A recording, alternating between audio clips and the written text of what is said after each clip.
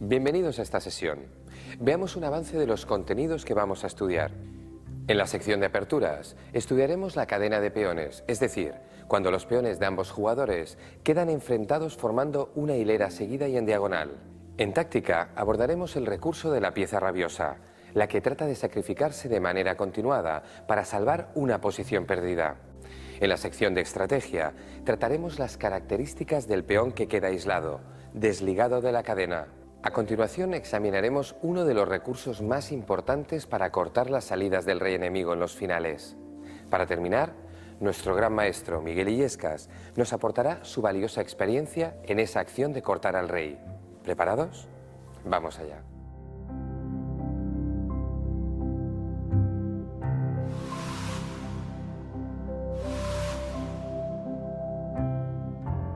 En algunas aperturas, los peones de ambos bandos quedan enfrentados entre sí, formando una hilera consecutiva y en diagonal. Es lo que llamamos una cadena de peones. Como sabéis, los peones no pueden capturar hacia adelante, y esa peculiaridad provoca que cuando estén situados uno frente al otro, queden en realidad inmovilizados. Esta situación puede prolongarse muchas jugadas e incluso toda la partida, a no ser, claro está, que la cadena se rompa. ¿Por dónde debemos romper la cadena de peones de nuestro rival? Veámoslo sobre el tablero. Los peones de ambos jugadores han chocado en el centro y se han establecido dos sólidas cadenas de peones enfrentadas. La de las blancas, que gira en torno a C3, D4 y E5, y la de las negras, E6, D5 y C4. Gracias a que forman una cadena, los peones se defienden los unos a los otros. Pues bien, si queremos romper la cadena de nuestro rival, debemos hacerlo atacando su base. En este caso, la base de la cadena negra es el peón de E6, el que menos ha progresado de los tres. Así que la ruptura natural de las blancas consiste en el avance F5. Esta jugada libera la acción de la torre blanca por la columna y la de los alfiles por las diagonales. Ahora, si las negras deciden capturar en F5, las blancas pueden tomar ese peón con pieza para mantener abierta la columna F, o mejor, con peón, y despejar la columna G para el ataque directo al rey. Pero lo más importante es que capturen como capturen, el punto central de las negras quedará sin protección y por tanto debilitado. Así que las blancas habrán logrado un importante objetivo.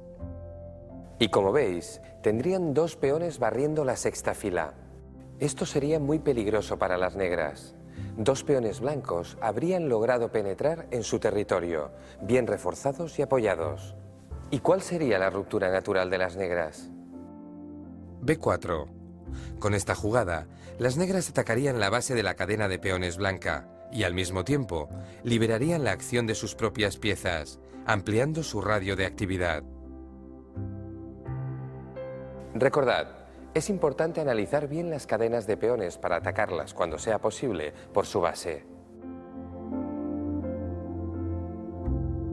En ocasiones, puede interesarnos romper determinadas estructuras de peones para abrir columnas de ataque. Veamos un ejemplo típico de la defensa siciliana. Las blancas salen con peón de rey. Las negras responden con C5 y a partir de aquí, ambos jugadores prosiguen con un juego bastante lento, donde el centro acaba quedando bloqueado.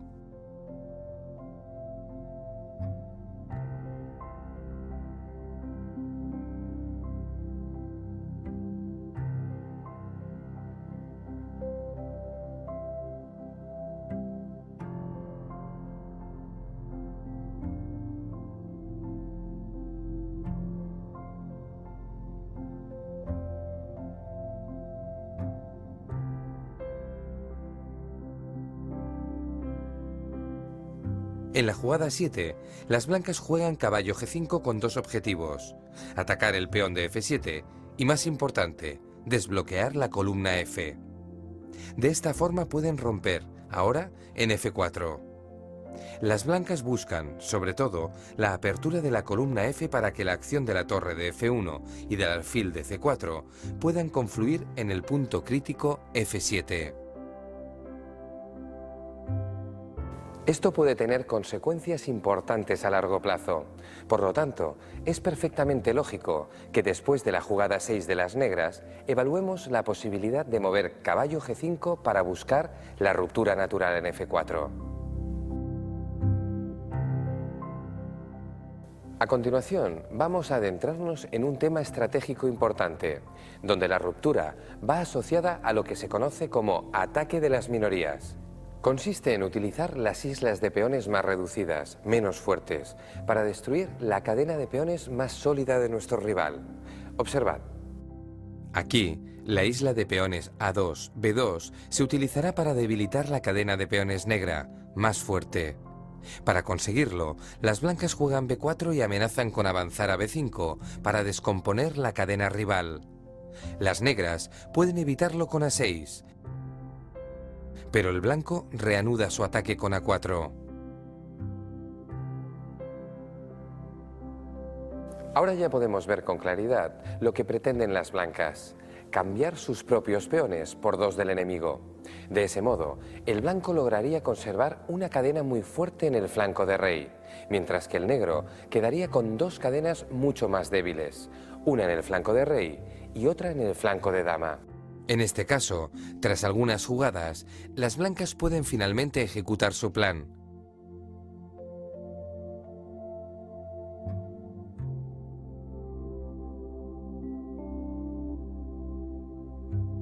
Cambian el primer peón, y aunque las negras traten de mantener su cadena, las blancas, firmes, cambian el segundo peón. La estructura resultante favorece al blanco desde un punto de vista estratégico. Tal y como planeaban las blancas, el negro queda con dos cadenas de peones, mientras que ellas mantienen una mucho más fuerte. Ahora comienza el asedio a las debilidades de estructura negra. Desde E5, el caballo ataca el peón desprotegido de C6. Las negras adoptan una actitud pasiva, y eso permite a las blancas invadir con torre B7 la séptima fila, de manera que caballo y torre presionan ahora el punto F7. Las negras cambian los alfiles e intentan expulsar a la torre enemiga de la séptima línea.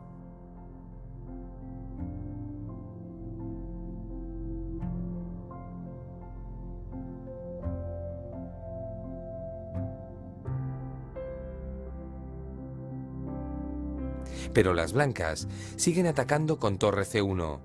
Persisten en su idea de ganar el peón de C6.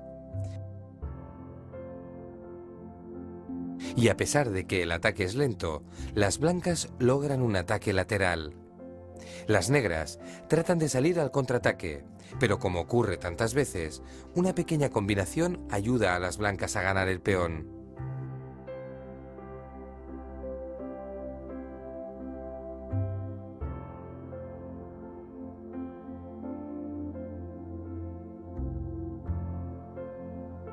Como podéis observar, el ataque doble que conlleva torre C6 les va a permitir recuperar la pieza que han entregado durante la combinación.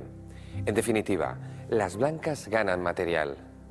Tened presente que todo ha sido gracias al procedimiento de ataque de las minorías. Dos peones se han enfrentado a cuatro y como consecuencia, las blancas han creado puntos débiles en la posición enemiga. Vamos a trabajar las diferentes rupturas en las cadenas de peones con algunos ejercicios. En cada caso, tendréis que valorar qué ruptura es la más adecuada.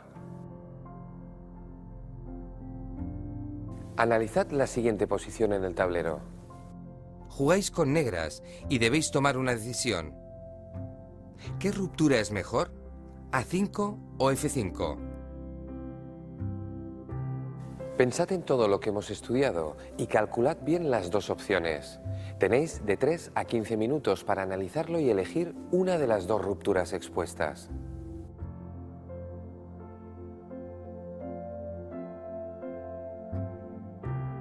Vamos a dar ya la respuesta. Las negras están perfectamente situadas para romper en F5. Es la ruptura que tiene mayor potencial. En primer lugar, porque rompen el centro. En segundo lugar, porque amenaza con avanzar a F4 y ganar el alfil de E3.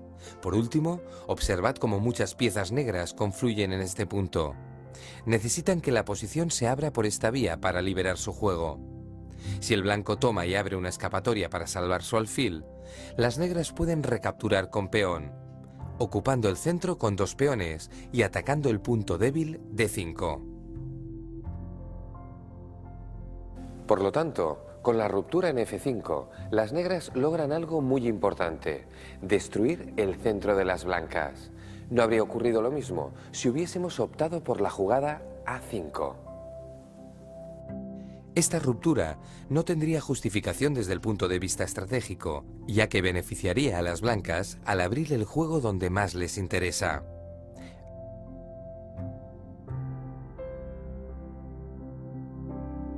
Advertid cómo los alfiles blancos tienen gran capacidad para actuar en el flanco de dama.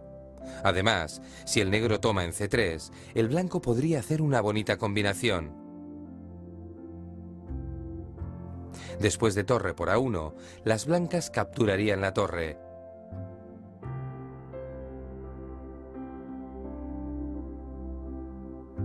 Ofreciendo un alfil a las negras para luego atrapar su dama.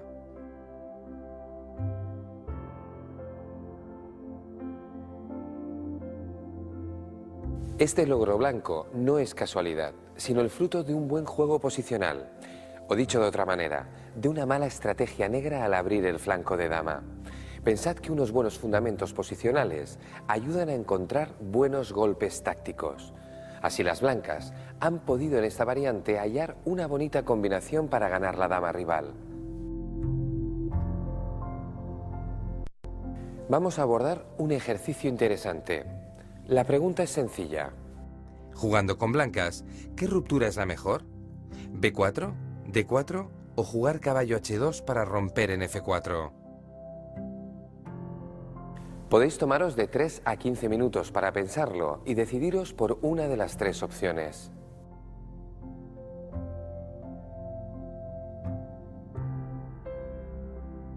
Seguro que ya habéis llegado a la conclusión de que la mejor ruptura está en el centro.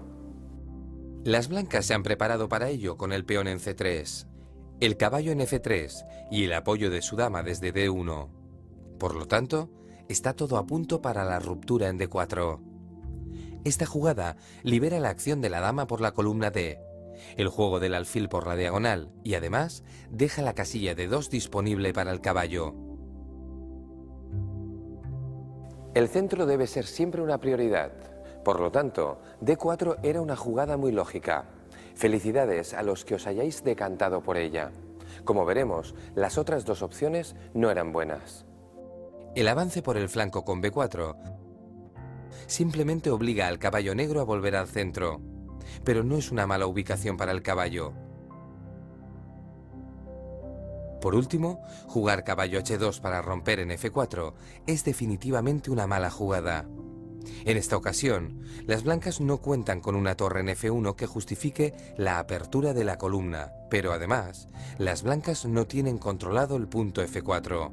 Por lo tanto, no pueden romper aquí. Si habéis optado por alguna de estas 2, recordad que siempre hay que valorar todos los factores de la posición. Es clave para encontrar buenas jugadas. Aquí tenemos una oportunidad para practicar la ruptura de cadenas de peones. Atentos a la posición. ¿Qué consideráis más oportuno? ¿Romper en F4 o en A4? Una vez más, tenéis de 3 a 15 minutos para pensarlo bien.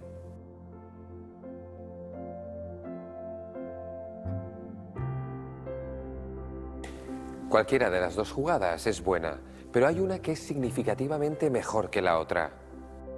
La mejor opción es A4, ya que permite extraer el máximo potencial de la posición. La torre blanca ya divisa su posible invasión por la séptima fila, donde confluiría con la acción del alfil de E3. Observad que las negras no pueden tomar en A4, porque si lo hicieran, quedarían indefensos los peones de C4 y A4, con lo cual las blancas ganarían pronto un peón. El hecho de que las negras no pueden tomar y de que se vean obligadas a permanecer pasivas es en sí mismo un factor a favor de A4. Veamos ahora qué pasaría si decidiésemos romper en F4. Después de los cambios en F4,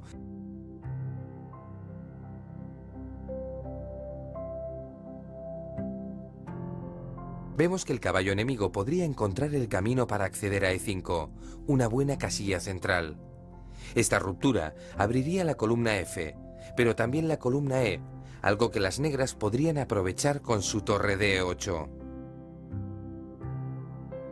Así la jugada F4, sin ser mala, da juego a ambos bandos, mientras que A4 solo da juego a las blancas.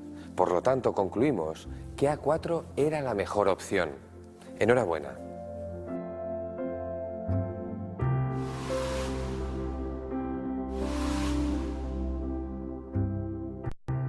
La pieza rabiosa o furiosa es la que intenta sacrificarse de forma continuada para salvar una posición perdida.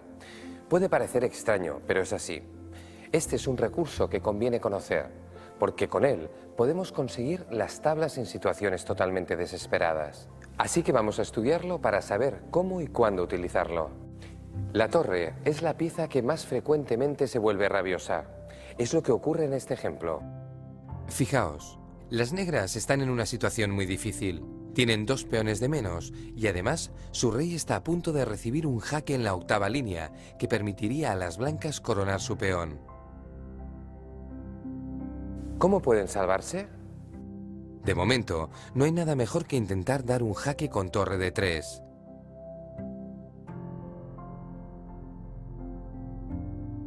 Pero el rey blanco se oculta tras su peón y, parapetado en esta posición, corta ya todas las salidas al rey negro, que ahora ve como la amenaza se ha vuelto mortal. Torre C8 sería jaque mate. Aquí surge el concepto de pieza rabiosa. Observad qué condición fundamental debe darse. El rey negro está ahogado. No tiene ninguna casilla disponible, pero tampoco está en jaque. Las negras aprovechan este factor esencial y juegan torre C3. La torre intenta sacrificarse, porque si el blanco la capturase, las negras se quedarían sin jugada y lograrían las tablas. ¿Qué ocurre? Que las blancas, sabiéndolo, intentan evitar esa posición de ahogado y en lugar de tomar, tratan de escapar. Pero entonces, la torre se convierte en una pieza rabiosa y persigue a su homóloga rival. Insiste una y otra vez en ser capturada. Haga lo que haga la torre blanca, la negra replicará copiando la jugada por la tercera fila. Y con este método, la pieza rabiosa consigue las tablas por repetición.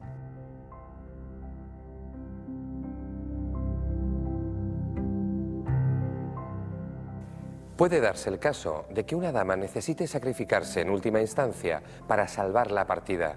Fijaos en esta situación. Las blancas, que tienen 2 peones de menos, encuentran la manera de salvar la situación comprometida en que se encuentran. Dan un jaque en C8. Y cuando el rey mueve a la única casilla disponible, la dama blanca encuentra el jaque salvador en F5.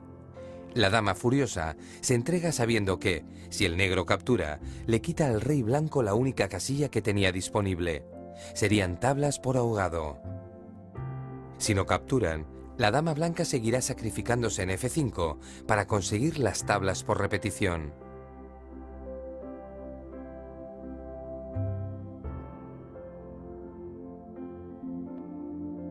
Tal vez hayáis pensado que las negras tienen otra opción, tapar el jaque. Pero cuidado, observad qué pasaría. Después de dama F5, las negras taparían con G6, pero entonces se cambiarían las damas y las blancas lograrían enseguida coronar su peón.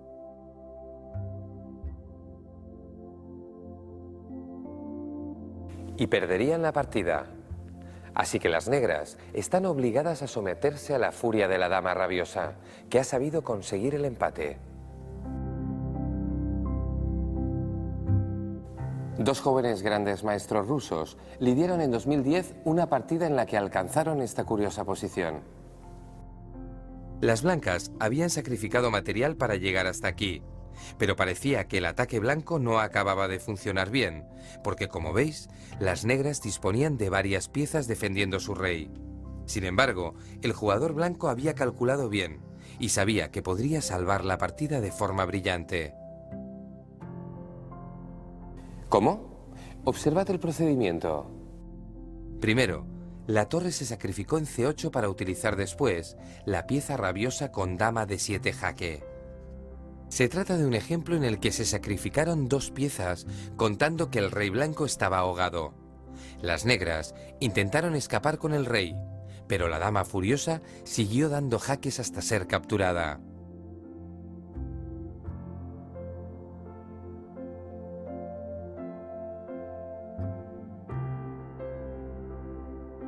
Es un caso muy original y difícil de ver, puesto que el rey quedó ahogado a pesar de que había muchas piezas sobre el tablero.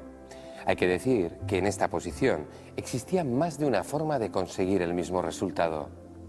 Por ejemplo, la torre blanca podía haberse sacrificado en E7 para buscar otros jaques con la dama rabiosa.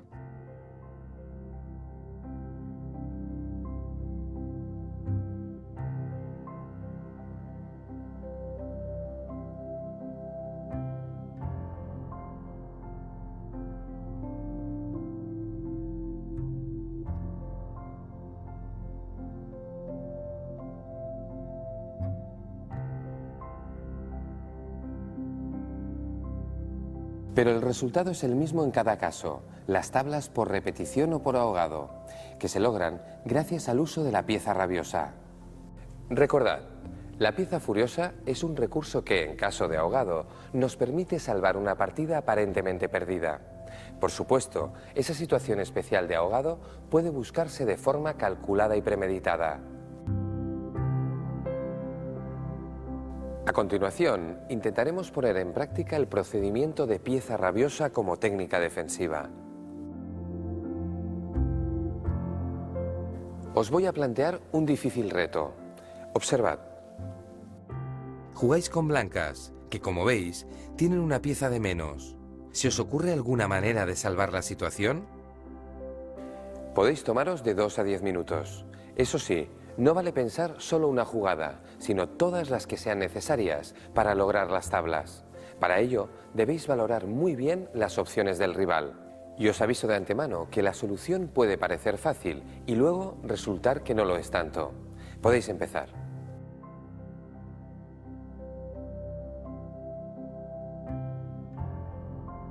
Muy bien. Felicidades a todos los que hayáis descubierto que la única posibilidad es...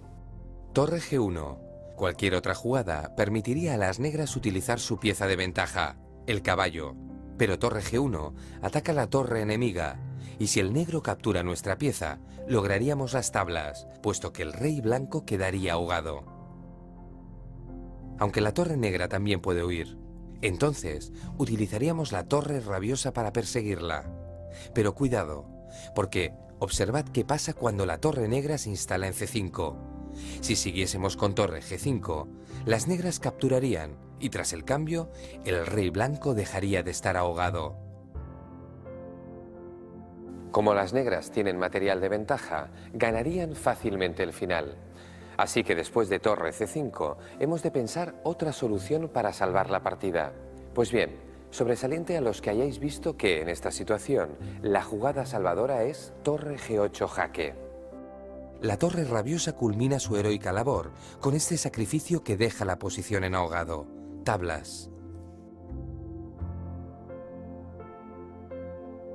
Así es. Este ejercicio tenía un pequeño truco que espero no hayáis tenido problemas en descubrir. Abordamos una nueva posición en la que estoy seguro que no dejaréis escapar el más mínimo detalle para resolver el ejercicio. Observad. Las blancas tienen calidad de ventaja, pero su posición parece desesperada. 5 peones y un alfil es, en el fondo, una fuerza muy superior a una torre y un peón. Siendo conscientes de esta situación, ¿se os ocurre algún método para que las blancas puedan salvar la partida? Tenéis de 3 a 15 minutos para estudiar la posición y encontrar una respuesta.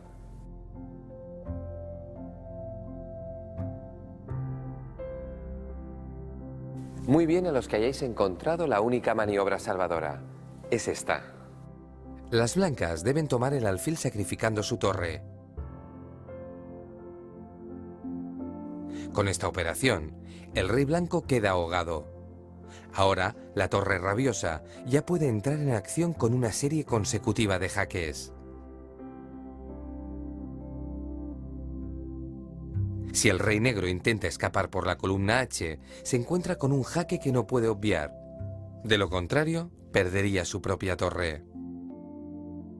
Y de esta forma, las blancas consiguen las tablas por ahogado.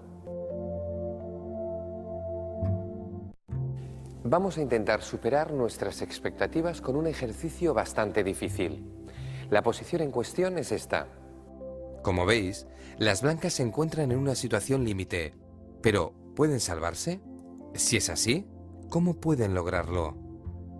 Debéis llegar hasta el final. No basta con pensar una jugada.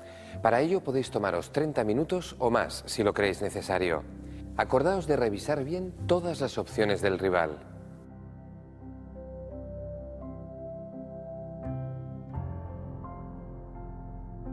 Veamos ya la solución.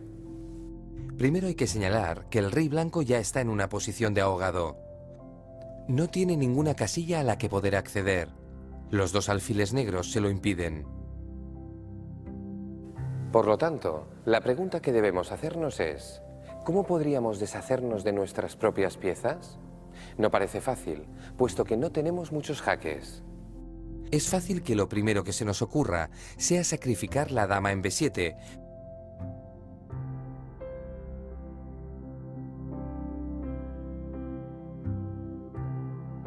para entregar después la torre en F7. Pero, cuidado, las negras tienen tanta ventaja material que, tras torre por F7 jaque, se pueden permitir el lujo de no capturar. De hecho, disponen de una jugada espectacular: dama D7. Tapan el jaque y cuando la torre blanca toma la dama,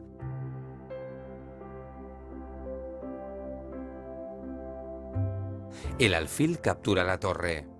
Fijaos, el problema no es solo que las negras logran una ventaja material decisiva, sino que, ahora, el peón y el rey blanco pueden mover. Ya no hay ahogado, y las blancas quedan totalmente perdidas. Por lo tanto, si habéis pensado esta opción, recordad que siempre que utilicéis la pieza rabiosa, debéis estar muy seguros de que habéis calculado bien. Si no, la pérdida de material os llevará a perder también la partida. Otro sacrificio erróneo sería torre por H3. La idea no es mala.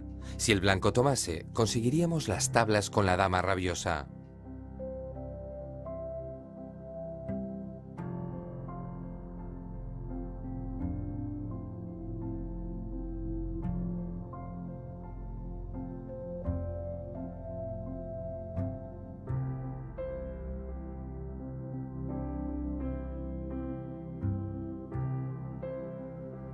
Sin embargo, como torre por H3 no es jaque, las negras podrían evitar la captura y salir al ataque con dama D3.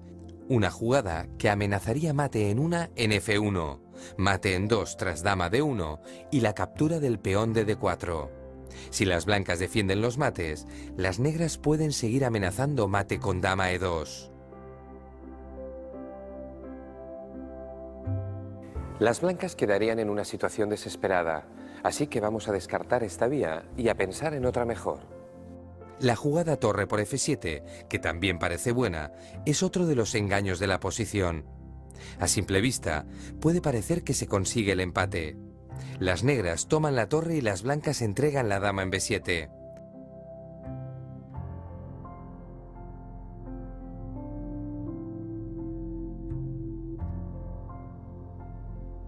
Pero una vez más, al no haber jaque, las negras pueden utilizar el jaque intermedio alfil G2. Las blancas están obligadas a capturarlo y entonces las negras toman la torre y quedan con una pieza de más. Hemos vuelto a perder el ahogado. Y es que esta posición está llena de espejismos, jugadas que parecen buenas y no lo son. Fijaos que de las 4 opciones, la única que consigue el empate es torre H8 jaque. Torre H8 jaque. Obligamos al rey negro a desplazarse y ahora ponemos en práctica la pieza rabiosa, bien con la dama o bien con la torre. Por ejemplo, dama por B7 jaque.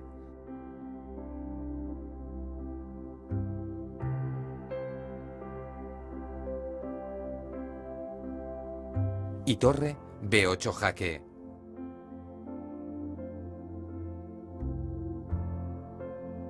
Cuando el rey escapa, la torre da jaques en contacto permanente con él y logra las tablas, porque las negras no pueden escapar de los jaques directos.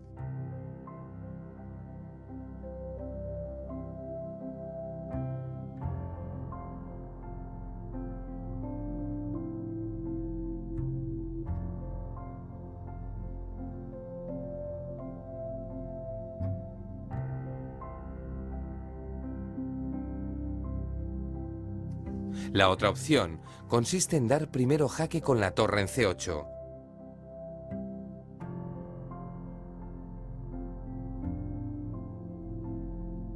Y cuando las negras toman, se sacrifica a la dama blanca.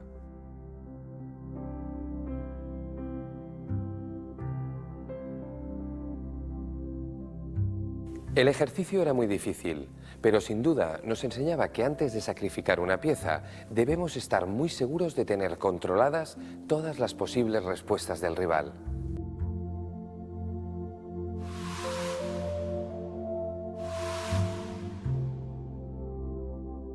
Cuando un peón queda desligado de la cadena, se convierte en un peón aislado. A continuación, vamos a estudiar sus diferentes características estratégicas.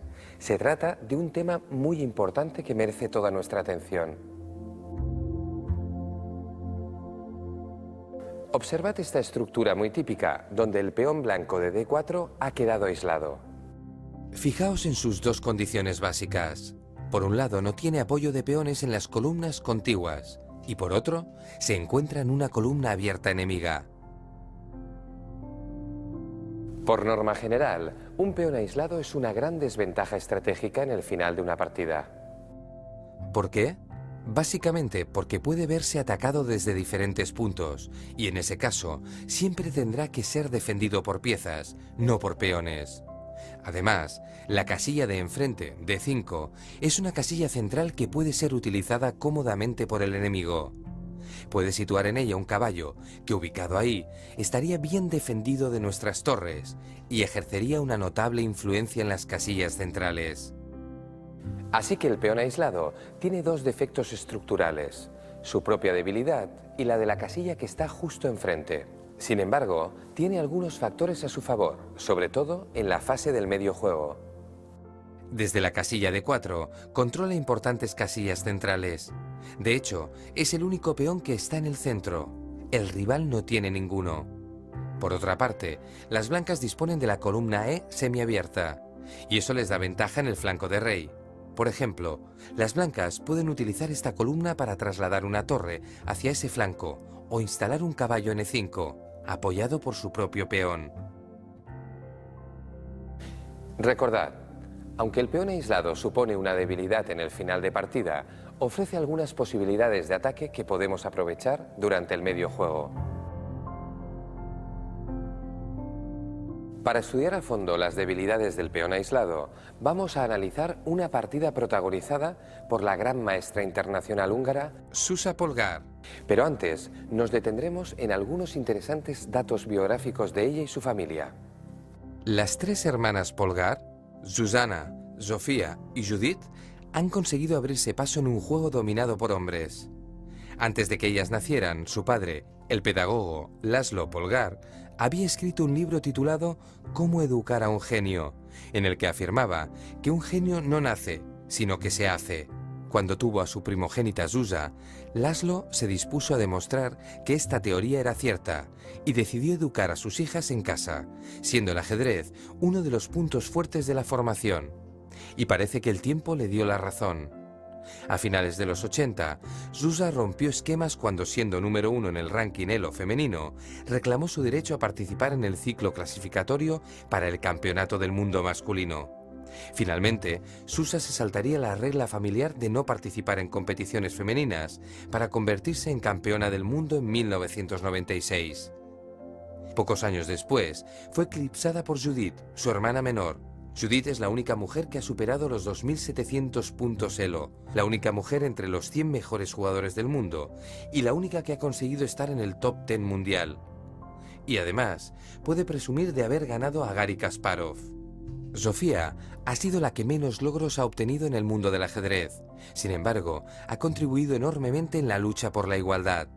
Nunca participó en una competición femenina y, como su padre, siempre defendió que la separación de sexos era precisamente lo que impedía a las mujeres mejorar su juego y obtener el mismo nivel que los hombres. Hoy podemos afirmar que gracias a las hermanas Polgar, el mundo entero tiene la certeza que hombres y mujeres cuentan con la misma capacidad para jugar al ajedrez.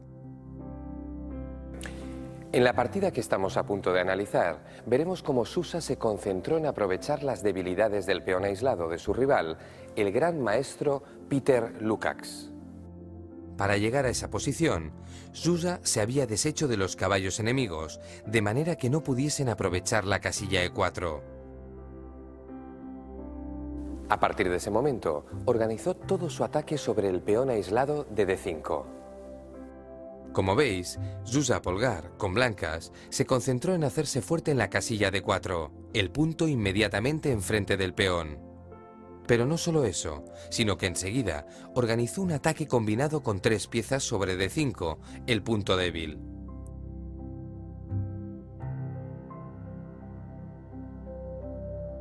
Aquí se amenazaba ya el típico avance a E4 aprovechando la clavada. Las negras desclavaron con dama F6 y Susa optó por incorporar la dama a su ataque sobre el punto débil. Con ello puso a su rival en una situación muy difícil. Ya no podía defender el peón débil con torre D8, puesto que caería en una clavada. Las blancas jugarían E4 y las negras no podrían tomar porque recibirían el mate del pasillo en 2 jugadas.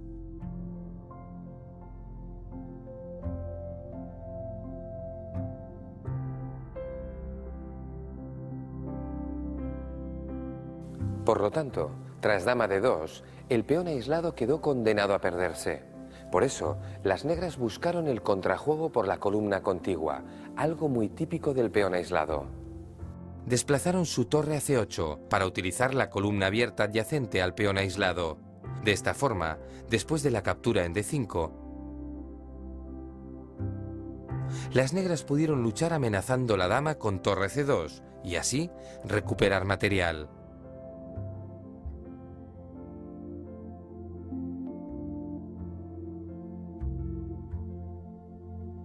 Recordad, el dominio de la columna abierta contigua al peón es decisivo en la lucha estratégica derivada del peón aislado. A pesar de todo, en esta partida Susa logró ventaja cambiando su alfil en E6. Advertid que la amenaza torre de 8 obligaba a las negras a tomar con peón para dar aire a su rey. Eso provocó que la muralla defensiva quedase debilitada, algo que Susa aprovechó para iniciar su ofensiva contra el rey de las negras.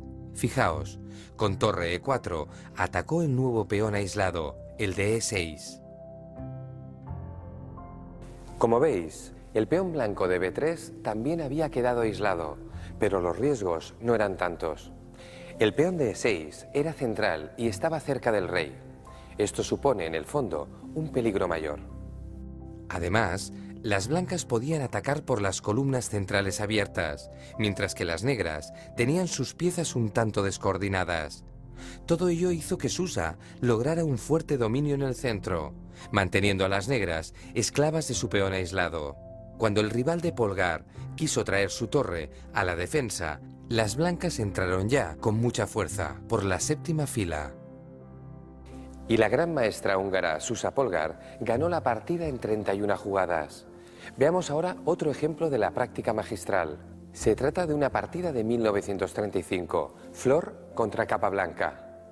En ella, Capablanca, que jugaba con negras, tenía un peón aislado central, mientras que Flor, con blancas, se había apoderado de la casilla de enfrente del peón de la forma más habitual, con el caballo. A partir de ese momento, se inició una lucha por la columna abierta contigua al peón, la columna C, y Capablanca optó por liquidar el material y llevar su rey a la defensa. Después de los cambios de torres, Capablanca se encargó de mostrar que, a pesar de que este final es de un enorme sufrimiento, las opciones de tablas son muy reales. Como estamos viendo, Capablanca defendió el peón aislado con su rey.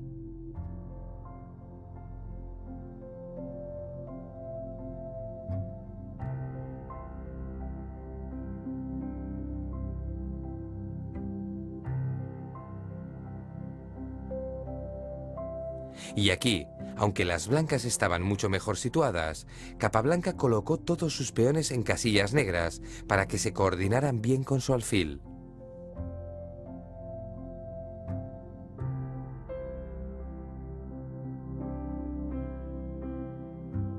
Hay que decir que si hubiera habido más piezas, sobre todo torres, las posibilidades de defensa de las negras habrían sido mucho más limitadas. Pero Flor había cambiado su torre y eso permitió que Capablanca consiguiera el empate colocando los peones en escaques negros y defendiendo el peón aislado con su rey. Por tanto, recordad esta posición.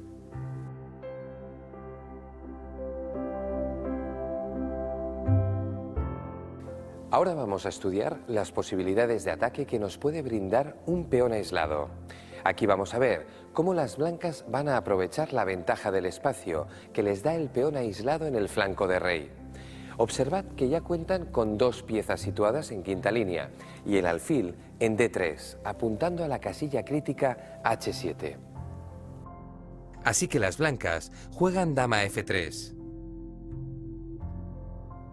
El alfil negro de B7 está indefenso y por tanto el caballo de D5 no se puede mover.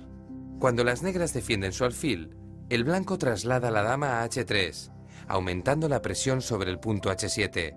Si ahora les tocase jugar a las blancas, podrían ganar fácilmente eliminando los defensores de ese punto. Primero, el caballo de D5, que defiende el caballo de F6. Y tras los cambios, las blancas eliminarían el caballo de F6 de su rival. El mate en H7 sería imparable.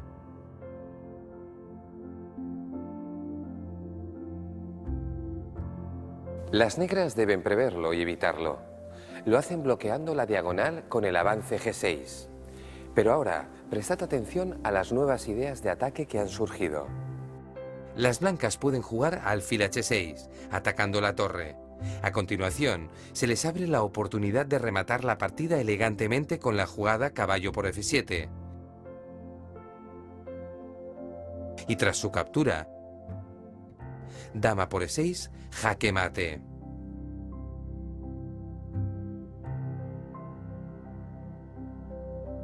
Así pues, atención a las posibilidades de ataque del peón aislado en el flanco de rey. Recordad, una de las ideas de ataque consiste en pasar material pesado, dama o torre, al flanco de rey. La forma más habitual es utilizar el espacio que abre el peón aislado para pasarlas por la tercera línea. Otra manera de aprovechar el peón aislado consiste en emplearlo para romper en el centro. Fijaos. Las blancas se deshacen del peón avanzando a D5 y con ello consiguen romper en el centro y liberar su juego potencial. Observad cómo, cuando las negras capturan el peón, la torre de E1, que hasta entonces estaba un tanto inactiva, ataca ahora de forma directa al alfil enemigo. Además, después de los cambios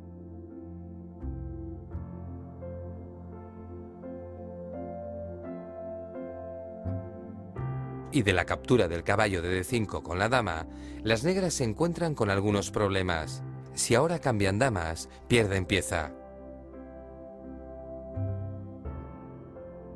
ya que quedan amenazados a la vez el caballo de C6 y el alfil de E7.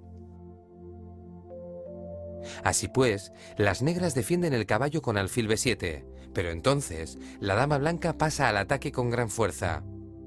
A partir de ese momento, el juego de las blancas se vuelve muy agresivo y rápido. Cambia alfiles para liberar la casilla G5 y saltar allí con el caballo. Observad el dispositivo tan fuerte que han logrado montar con sus 3 piezas de ataque. De hecho, dejan a las negras con una sola opción defensiva, dama G6. Pero, después de las capturas, las blancas encuentran una bonita combinación con la que liquidan 2 peones enemigos y una torre, a cambio de alfil y caballo.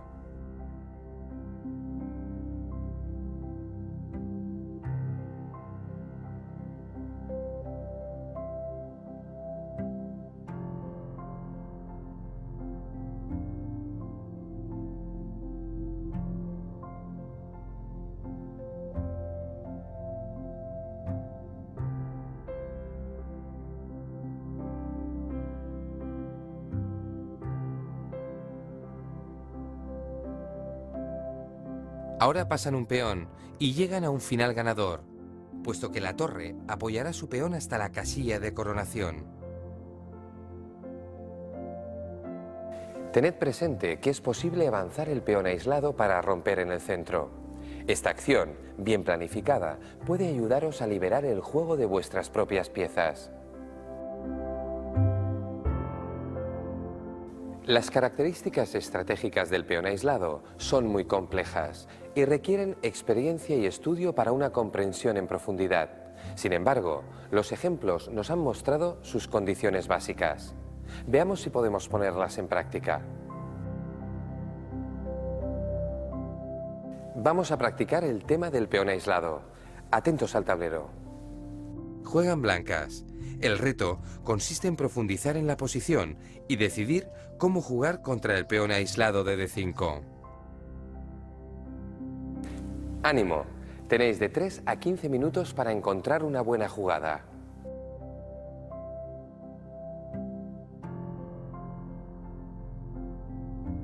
¿Lo tenéis? Pues valoremos las diferentes opciones. Una buena idea sería ocupar la columna abierta con torre a C1. Pero en este caso, las negras se liberan avanzando a D4.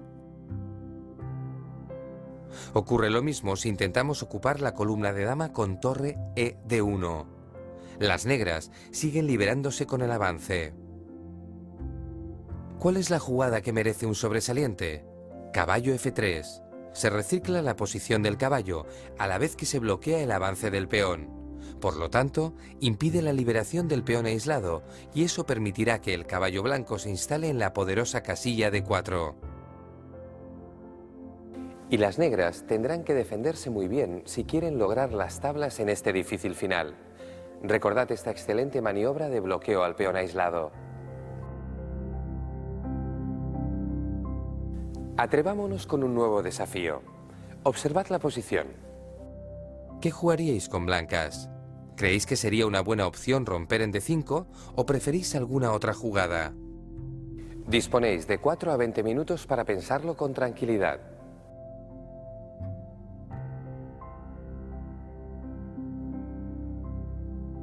Normalmente, la ruptura es buena, pero en esta situación no tanto. Veamos por qué.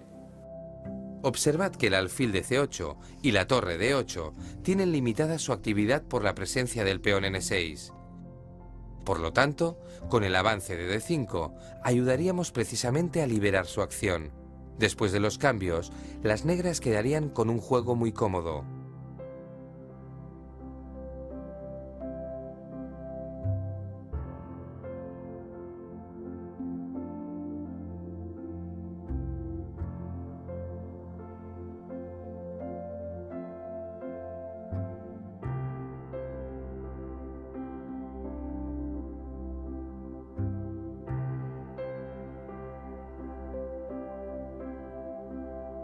Podrían incluso moverse de forma agresiva, buscando con torre de 8 el camino hacia el mate en la primera línea. ¿Cuál era entonces la solución? Preparar la ruptura con una clavada. Si jugamos alfil G5, clavaremos el caballo, y de esta manera la ruptura será mucho más fuerte y eficaz. Con esta jugada aprovechamos la ventaja de espacio que nos da el peón aislado, para acabar el desarrollo poniendo todas nuestras piezas en juego. Otra idea interesante sería caballo E5. Con este movimiento, utilizaríamos la importante casilla central E5 en nuestro propio beneficio. Felicidades a quienes hayáis descubierto todas estas sutilezas. Vamos a ver si estamos preparados para resolver este ejercicio. Os advierto que es bastante complejo. Llegados a esta posición, el blanco juega caballo E5. Este movimiento obliga a las negras a ir con cuidado, porque si progresaran a H6, la amenaza fuerte del blanco sería caballo por D7. Así que las negras juegan G6. La pregunta es, ¿cómo continuaríais el ataque con blancas? No es fácil, pero contáis con un tiempo de 4 a 20 minutos para valorar las diferentes jugadas.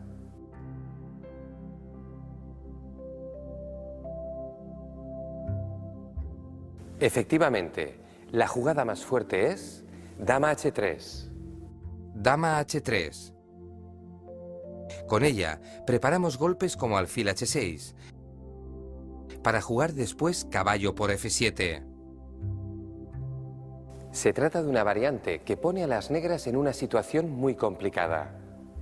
Si juegan caballo D5, sigue el ataque blanco que habíamos previsto.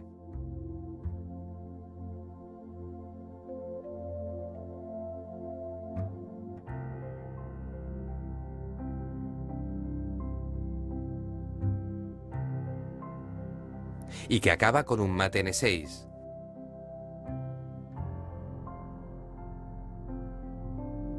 Si juegan caballo H5 para defenderse del ataque,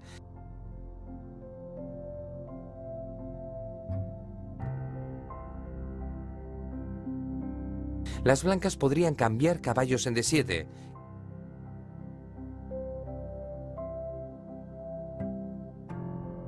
y romper en D5 con unas condiciones excelentes.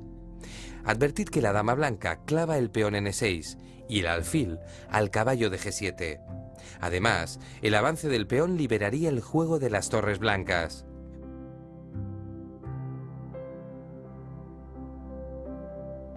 Por último, si las negras toman en E5 y saltan después a D5, consiguen eludir el ataque.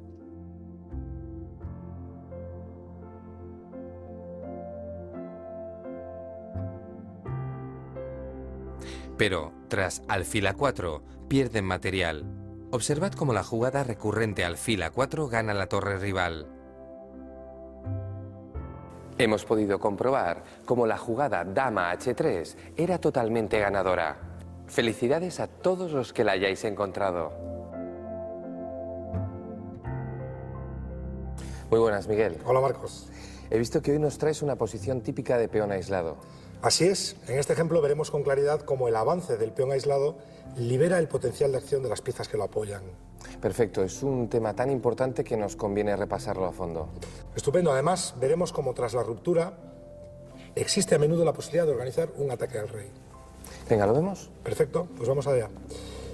Bien, observamos la posición típica de peón aislado, igualdad material, todas las piezas en el tablero. Surge la posibilidad de romper. De hecho, esta es una partida en la que yo tenía las piezas blancas y no tuve la menor duda de que la jugada correcta era jugar de 5. Con ello rompo y libero la acción de mis piezas. De pronto el alfil de A2 va a participar de forma muy notable en la batalla. Mi rival tomó E por D5 y aquí yo hice la jugada normal, caballo por D5, movimiento automático, y mi rival se detuvo a reflexionar con buen criterio, puesto que ahora se ve claramente que en caso de que siga jugando de modo normal, después de caballo por D5, alfil por D5 y alfil B7, está ya el terreno propicio para una combinación ganadora. Lo vemos. Alfil F7 jaque, rey por F7 y ya sigue el ataque decisivo con dama B3 jaque. El rey es llevado al centro, donde va a ser ejecutado de modo implacable por las piezas blancas que actúan en perfecta coordinación. Bien, regresamos a la posición después de la ruptura y la captura en D5. Como ves, en esta variante las piezas blancas se vuelven tremendamente activas tras la ruptura con el peón aislado. Sí, y además aprovechan la debilidad del punto F7. Por eso mi rival decidió protegerlo. En lugar de tomar en D5, jugó alfil E6. Después de alfil E6, yo había calculado que podía ganar la pareja de alfiles y quedar en una posición muy cómoda tomando el importante alfil de E7. Caballo por E7, siguió la partida. Mi rival tomó, torre por E7, y siguió el juego del modo que yo había más o menos calculado, con alfil por E6, se cambiaron bastantes piezas, y cuando su rey va a quedar débil, las negras jugaron correctamente el cambio de damas para que esa debilidad del rey no sea tan grave.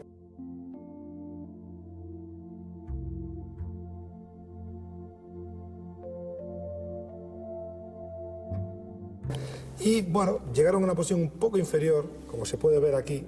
Esta es la posición después de la jugada 25 de las negras, donde se observa que las blancas han quedado un poquito mejor. Yo fui capaz de convertir esta pequeña ventaja en victoria, ganando en 61 jugadas. Pero, aunque logré ganar, no me quedé del todo convencido. Y al regresar a casa y analizar la partida, comprendí que había perdido la oportunidad de montar un ataque al rey peligrosísimo. Sí que es verdad que parecía que había otra variante, ¿no? ¿Cómo siguió? Sí, había algo más, efectivamente. Vamos a verlo. Recuperamos la posición inicial, a partir de la cual desarrollaremos la variante que pudo ser y no fue, la variante que no vi claro. ¿Todo por qué? Porque después de la ruptura, la captura caballo por E5 es una jugada que se hace de modo automático. Pero a veces en ajedrez conviene no ser tan automático y pensar un poco más. Como tú bien has dicho antes, la debilidad de F7 era fundamental. Y yo podía haber jugado caballo G5, una jugada difícil, pero que evita alfil E6 y además presiona el punto F7. Con este movimiento, la posterior captura en D5 va a tener efectos absolutamente devastadores en la posición de las negras. Era una jugada absolutamente ganadora.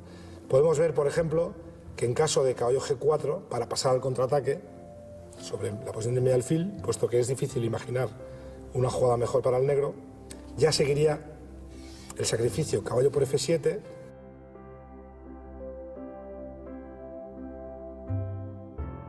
solo a efectos ilustrativos muestro lo fácil que se juega el ataque de las blancas, se desarrolla solo y de hecho se llega a mate muy rápido con esta variante que estoy mostrando, un mate muy bonito con todas las piezas blancas trabajando.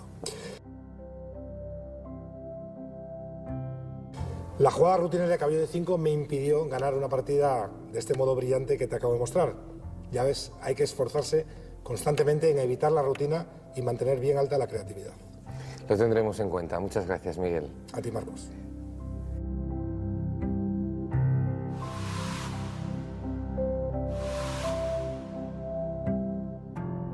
Uno de los recursos más importantes en el final de partida consiste en cortar las salidas del rey enemigo, impidiendo su participación en la lucha. La manera más habitual de hacerlo es mediante la torre, que puede cortar al rey tanto horizontal como verticalmente. El corte horizontal en la séptima fila es una de las técnicas más importantes de ataque. Tiene valor tanto desde el punto de vista táctico como estratégico. Puede servir para crear una red de mate y en la fase final se utiliza para dejar al rey enemigo en la peor situación posible, aislado y expuesto a los ataques. Fijaos en este caso. Las blancas barren con su torre la séptima línea y dejan al rey negro encerrado en su primera fila. Además, para no perder el peón de H7, el rey negro deberá permanecer esclavo de su defensa. Ahora, si las negras no hacen nada para evitarlo, el rey blanco se dirigirá a la casilla F6, desde donde podrá preparar la red de mate en colaboración con la torre. Por eso, en este ejemplo, las negras avanzan su peón para intentar desviar la atención de las blancas. Pero como vemos, las blancas siguen con su plan y amenazan el alfil sin abandonar la séptima fila. El alfil se retira, manteniendo la defensa del peón, y el rey blanco inicia su peregrinaje hacia la casilla F6.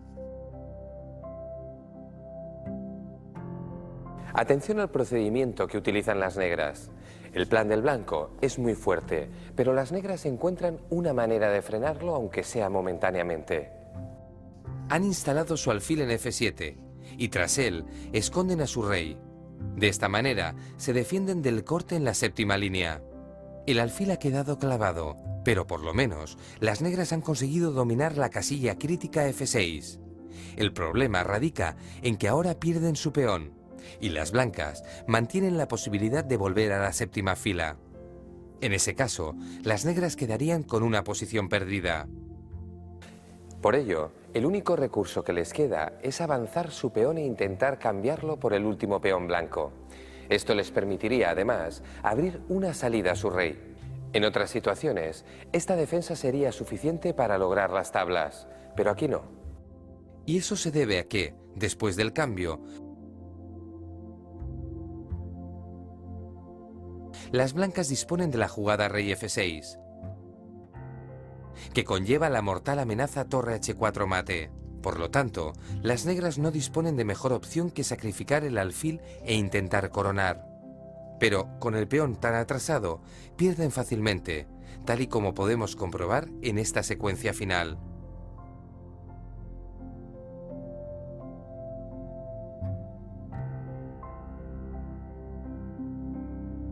Atención, si las blancas no hubieran cortado al rey enemigo en su primera jugada, la victoria no estaría tan clara. Si hubiesen empezado con rey F4, las negras habrían podido jugar rey F7 y habrían impedido la invasión en la séptima línea. Las blancas lo habrían tenido muy difícil para ganar esta posición. Según cómo esté situado el rey, la torre puede utilizarse para cortar en vertical. Observad esta posición. El final está técnicamente ganado para las blancas, ya que tienen ventaja de calidad. Pero se requiere un juego muy preciso, y la primera jugada es fundamental. Las blancas deben jugar torre B5 para dominar la fila B, encarcelando al rey enemigo en la columna A y negándole el acceso al campo de batalla. Ahora que las blancas han eliminado una importante fuerza enemiga, pueden llevar su rey por casillas blancas para que entre en contacto con el peón de F6. El plan de las blancas consiste en sacrificar su torre por ese peón en el momento oportuno. Vamos a verlo en una variante. Las negras atacan la torre con rey A6, pero esta se aparta manteniendo el corte vertical. Ahora, mientras las negras pierden tiempos, el blanco continúa adelante con su plan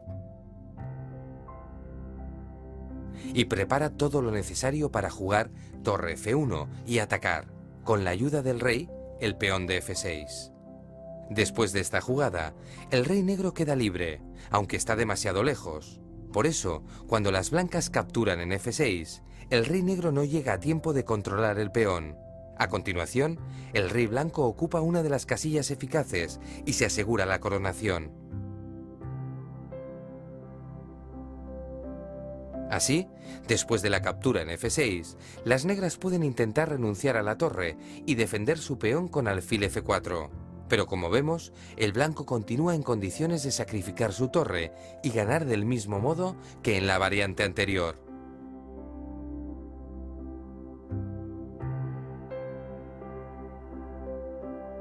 Bien, ya lo habéis visto. Era muy importante cortar en vertical. En este caso, el corte horizontal no valía para ganar la partida. Observad.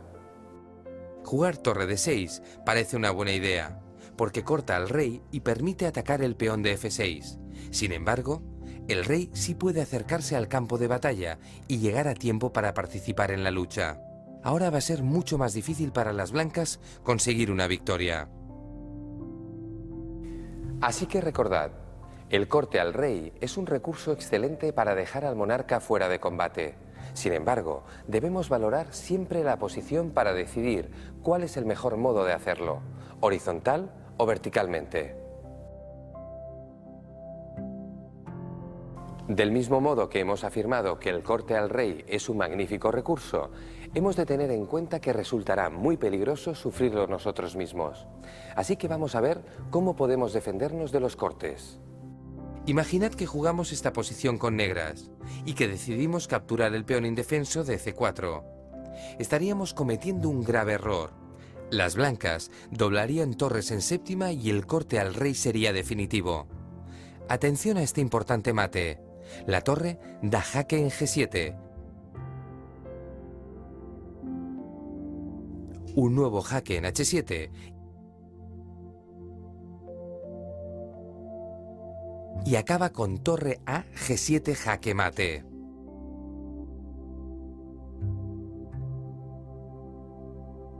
No olvidéis que la séptima fila también es una vía de ataque formidable en el final de partida. Fijaos que aquí, si las negras intentasen defender abriendo una salida al rey, quedan en una posición muy mala.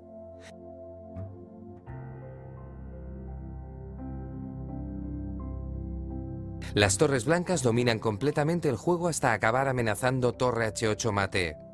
La mala posición del rey negro lo hace presa de las torres blancas. Y si el rey negro se aparta para poder defender el mate con torre E8, enseguida verá caer nuevos peones. Y si intenta defenderlos con torre E6, perderá la torre. Aquí podéis comprobar cómo después de torre G8 jaque y el cambio, las blancas disponen de un nuevo jaque que gana la torre negra.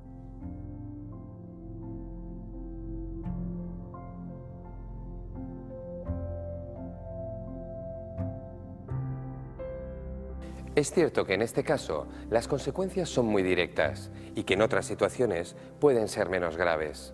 Pero siempre debemos evitar el corte en la séptima fila. ¿Cómo? Con torre F7.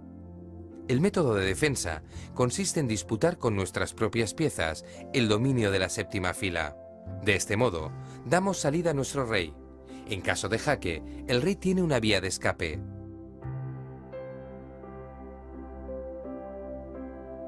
Si las blancas se esfuerzan en el control de la séptima línea doblando torres, ahora sí podemos cambiar y capturar el peón de C4. El peligro es mucho menor que antes, porque solo es una torre la que ataca al rey. El corte en séptima sigue siendo muy molesto, pero ya no corremos el riesgo de recibir mate en pocas jugadas. Recordad, para defendernos de un corte debemos luchar por el control de la fila, interponiendo nuestras propias piezas. Vamos a ver una partida ejemplar del maestro Capablanca, jugada en 1924 contra Tartakower. Observad la posición. Capablanca, que jugaba con las piezas blancas, había sacrificado un peón, pero a cambio había logrado algo importante. La torre cortaba al rey enemigo en la séptima línea. Además, tenía un peón pasado que podía ser muy valioso en pocas jugadas. ¿Qué le faltaba para conseguir ventaja? La participación del rey. Precisamente, el corte en séptima provocaba la pasividad del rey defensor, y la forma de poner en relieve ese hecho era lograr que el rey blanco estuviese activo. Para conseguirlo, Capablanca no se preocupó de su peón indefenso en C3 y jugó rey G3, con la intención de conducirlo hacia zonas activas. Tras la captura en C3, el rey blanco continuó avanzando, mientras que Tartakower seguía intentando ganar material. Observad, estaban a punto de caer dos peones blancos e incluso tres. Eso habría significado una ventaja material abrumadora para las negras. Pero lo cierto es que Capablanca tenía en mente objetivos más ambiciosos, como el mate o la coronación. Así que avanzó a G6 para preparar la entrada de su rey a F6.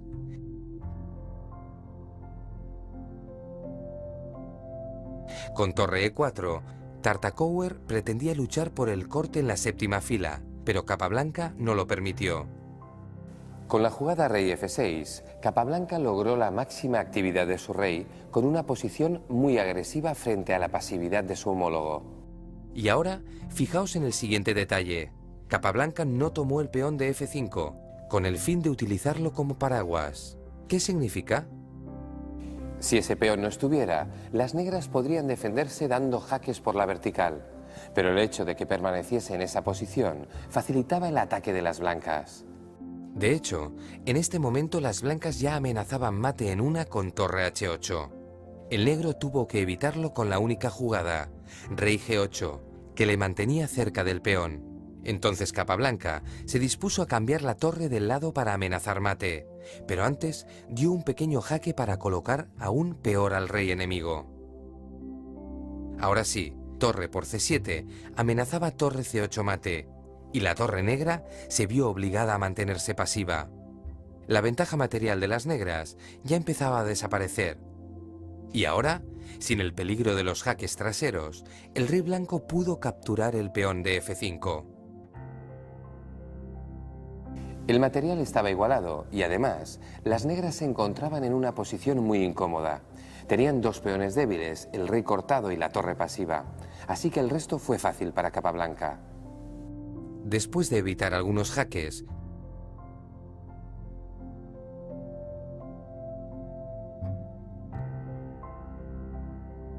se dispuso a sacrificar material con G7 jaque. Estaba invitando a Tartakower a entrar en un final de reyes, que estaría perdido para las negras. Como podéis ver, el rey blanco podía capturar los peones rivales y controlar el acceso a la casilla de coronación. Por eso, Tartakower intentó aguantar con la torre, pero entonces Capablanca empezó a capturar los peones débiles. Observad cómo se había invertido la situación. Ahora era Capablanca el que contaba con dos peones de más.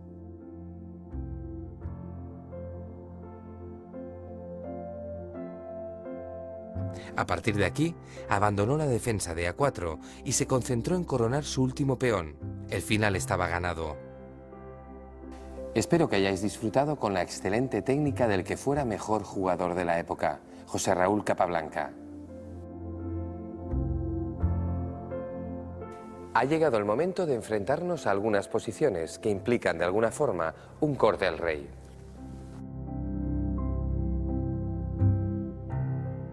Veamos en la práctica el tema de los cortes.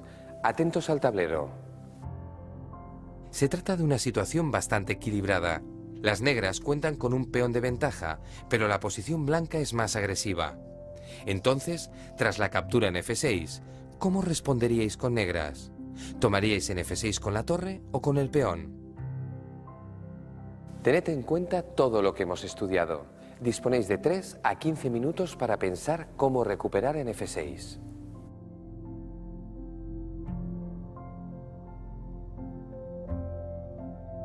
Efectivamente, lo mejor es capturar con el peón. Si tomásemos con la torre, después del cambio y la recaptura,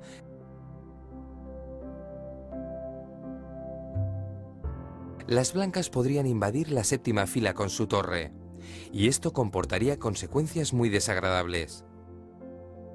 Por contra, si capturamos con peón, cuando las blancas ocupan la séptima línea, las negras pueden luchar por ella con torre F7. Después de los cambios, la situación es muy distinta, porque la torre blanca solo accede a la sexta línea. Además, las negras tienen recursos para defenderse y evitar la entrada en séptima.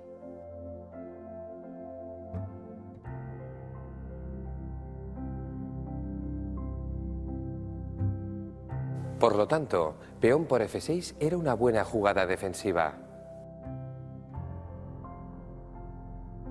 Aquí tenéis otra oportunidad de practicar el corte al rey. Fijaos. Juegan las blancas. Es cierto que no hay ninguna torre, pero precisamente este ejercicio nos enseñará otras formas de cortar al rey. ¿Pero cuáles?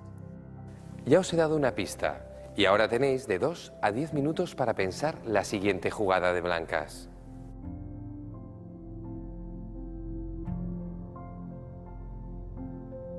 Seguro que habéis dado con la jugada caballo F3. Con este movimiento, las blancas coordinan sus piezas para cortar al rey enemigo. Observad. El peón de G4 controla las casillas blancas H5 y F5. El caballo domina las negras G5 y E5. Por último, el peón de C4 gobierna D5 y B5. Las tres piezas forman una barrera de corte impenetrable y además el rey blanco se dispone a controlar la última casilla libre, A5. Por si fuera poco, todas las piezas blancas están situadas en casillas blancas y no pueden ser desestabilizadas por el alfil enemigo. Después de A5, Las blancas juegan rey b3. Y la posición es tablas. Podéis verificarlo vosotros mismos. Basta con que el rey blanco se mantenga entre las casillas A4 y B3, hasta que el rival se canse y firme el empate. Pero antes de realizar las comprobaciones pertinentes, observad que habría sido un error intentar recuperar material. Si hubiésemos jugado caballo E4 jaque, tomaríamos un peón, pero el negro quedaría con material de más y podría utilizar su rey para atacar nuestros peones.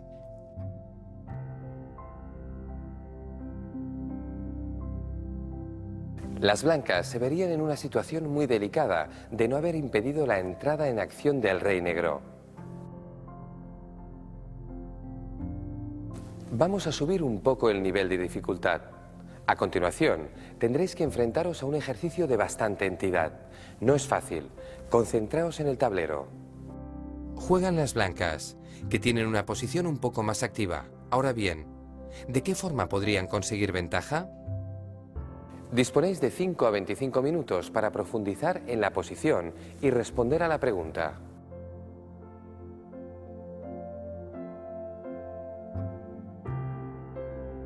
La solución pasa por detectar que las blancas pueden invadir con su torre la séptima línea, pero para hacerlo deben prepararlo con algunas jugadas previas. Primero han de jugar caballo por G6. El negro se ve obligado a capturar en G6 y entonces el alfil blanco clava al caballo enemigo. Ahora las negras deben defenderlo. Pueden hacerlo con torre o con peón. Si lo hacen con el peón, el blanco puede tomar en D5 y entrar directamente en séptima con la torre para atacar los peones enemigos. Por lo tanto, resulta mejor para las negras defender el caballo con la torre. Pero, ¿cómo deben actuar ahora las blancas? Para dar con la solución del problema, debéis descubrir la jugada que han de hacer. ¿La tenéis? Advertid que la entrada en séptima directa no sirve, porque las negras desclavan con rey F8 y rechazan el ataque. El caballo defiende al peón de C7. Tampoco es buena idea capturar el caballo para jugar torre E7, porque la torre negra se activa y acaba logrando ventaja.